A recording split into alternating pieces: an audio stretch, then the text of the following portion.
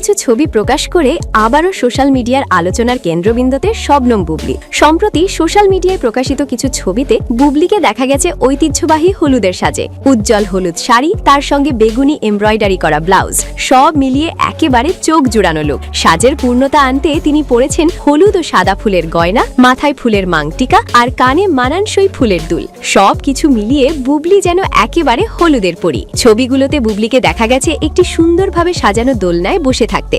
দোলনাটি সাজানো ছিল গাঁদা আর লাল গোলাপে, যা পুরো পরিবেশকে করেছে আরো উৎসবমুখর। ছবির ক্যাপশনে বুবলি লিখেছেন, রং হলো প্রকৃতির হাসি। এই ক্যাপশন আর সাজ দুটো মিলিয়ে নেটিজেনদের মন জয় করে নিয়েছেন তিনি। কমেন্ট বক্সে ভক্তরা ভালোবাসায় ভাসিয়ে দিচ্ছেন, কেউ কেউ আদর করে ডাকছেন হলুদ পরী। ব্যক্তিগত লুক নিয়ে আলোচনার মাঝেই পেশাগত দিক থেকেও দারুণ ব্যস্ত সময় পার করছেন বুবলি। তার আসন্ন সিনেমা পিনিক নিয়ে ইতোমধ্যেই দর্শকদের আগ্রহ তুঙ্গে। এই সিনেমার আধা চাঁদ শিরোনামের রোমান্টিক গানটি এক টেকে শুট করা হয়েছে, যা বাংলা সিনেমার ইতিহাসে নতুন রেকর্ড বলে দাবি করেছেন প্রযোজক। সিনেমার ধরন সাইকো থ্রিলার অ্যাকশন। বুবলির বিপরীতে অভিনয় আদর আজাদ, পরিচালক জাহিদ জুয়েল। মুক্তির সময় 2026 সালের রোজার ঈদ।